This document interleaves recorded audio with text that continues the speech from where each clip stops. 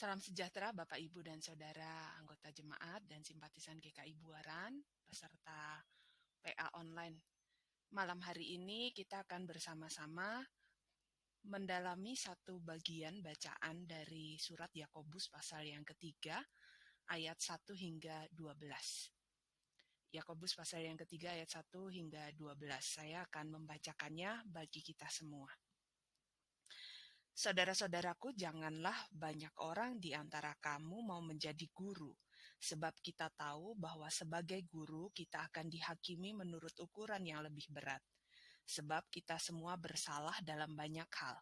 Barang siapa tidak bersalah dalam perkataannya, ia adalah orang sempurna yang dapat juga mengendalikan seluruh tubuhnya. Kita mengenakan kekang pada mulut kuda sehingga ia menuruti kehendak kita. Dengan jalan demikian kita dapat mengendalikan seluruh tubuhnya. Dan lihat saja kapal-kapal, walaupun amat besar dan digerakkan oleh angin keras, namun dapat dikendalikan oleh kemudi yang amat kecil menurut kehendak jurumudi. Demikian juga lidah, walaupun suatu anggota kecil dari tubuh, namun dapat memegahkan perkara-perkara yang besar. Lihatlah betapapun kecilnya api, ia dapat membakar hutan yang besar. Lidah pun adalah api. Ia merupakan suatu dunia kejahatan dan mengambil tempat di antara anggota-anggota tubuh kita sebagai sesuatu yang dapat menodai seluruh tubuh dan menyalakan roda kehidupan kita. Sedang ia sendiri dinyalakan oleh api neraka. Semua jenis binatang liar, burung-burung, serta binatang-binatang menjalar dan binatang-binatang laut dapat dijinakkan dan telah dijinakkan oleh sifat manusia. Tetapi tidak seorang pun yang berkuasa menjinakkan lidah. Ia adalah sesuatu yang buas, yang tak terkuasai dan penuh racun yang mematikan. Dengan lidah kita memuji Tuhan Bapa kita, dan dengan lidah kita mengutuk manusia yang diciptakan menurut rupa Allah. Dari mulut yang satu keluar berkat dan kutuk. Hal ini saudara-saudaraku tidak boleh demikian terjadi. Adakah sumber memancarkan air tawar dan air pahit dari mata air yang sama? Saudara-saudaraku, adakah pohon ara dapat menghasilkan buah zaitun, dan adakah pokok anggur dapat menghasilkan buah ara? Demikian juga mata air asin tidak dapat mengeluarkan air tawar. Nah, saudara-saudara, kalau kita berbicara soal lidah, sebelumnya kita akan bersama-sama melihat apa sih latar belakang dari surat Yakobus ini. Jadi saudara-saudara, latar belakang dari surat Yakobus ini ditujukan kepada jemaat Kristen Yahudi yang tersebar di segala penjuru dunia, yang hidup di perantauan. Jadi tidak ada tujuan yang spesifik. Nah, isi dari surat Yakobus ini sebenarnya lebih banyak soal nasihat dan petunjuk praktis bagaimana kehidupan orang Kristen. Bagi penulis surat Yakobus, iman itu artinya bertindak atau melakukan sesuatu. Dan ini tercermin dalam semua bagian surat Yakobus. Kalau kita membaca surat Yakobus ini secara lengkap. Nah, salah satu yang jadi perhatian utama penulis surat Yakobus adalah soal penggunaan lidah. Ya, kita akan lihat mulai dari ayat pertama hingga ayat yang keempat di pasal 3 ini.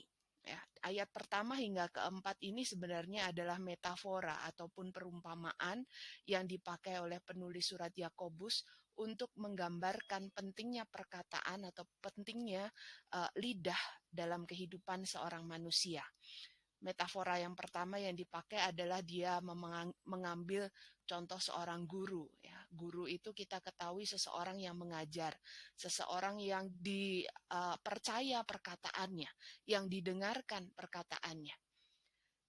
Di sini kita bisa melihat penulis surat Yakobus menekankan sekali betapa perkataan itu jadi sesuatu yang penting. Bahkan dia mengkaitkan perkataan itu dengan pengendalian diri seorang manusia. Ya, dia menggunakan metafora kuda yang dipasang tali kekang. Di sana dia mengatakan ya ketika mulutnya dikekang, dikendalikan, maka penunggangnya pun bisa mengendalikan seluruh gerak dari kuda. Dia juga mempergunakan metafora kemudi sebuah kapal yang besar yang ada di tengah lautan.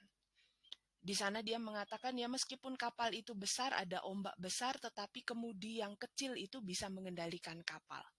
Jadi penulis surat Yakobus ini mau mengatakan tidak tergantung besar kecil ukuran sesuatu, tapi berbicara soal dampak yang dihasilkan. Kemudian penulis surat Yakobus melanjutkan dengan cukup panjang di ayat 5 sampai 12 bagaimana soal penggunaan lidah, bagaimana bahaya lidah dan dampak dari penggunaan lidah. Di sana dengan jelas dan gamblang penulis surat Yakobus menjelaskan semuanya. Nah, saudara-saudara, kita bisa melihat di sini bahwa penulis surat Yakobus memberi perhatian yang sangat penting pada penggunaan lidah dalam kehidupan umat Kristus. Ya, kita bisa lihat lidah dan dampaknya bagi penulis surat Yakobus itu menjadi wujud dari iman kepada Kristus. Nah, kita akan mendalaminya, saudara-saudara, dalam 3 pertanyaan pendalaman. Yang pertama, mengapa penulis surat Yakobus memandang lidah adalah bagian yang penting dalam kehidupan manusia? Yang kedua, bagaimana saudara memandang kaitan penggunaan lidah dan hidup beriman kepada Kristus? Saudara-saudara bisa memberikan contohnya. Dan yang terakhir, dalam kerangka hidup beriman kepada Kristus, upaya apa yang perlu dilakukan atau bahkan harus dilakukan dalam rangka menjaga lidah kita. Selamat mempersiapkan diri Bapak Ibu Saudara sekalian dan sampai berjumpa nanti malam pukul 7 melalui WA Group PA Online GKI Buaran.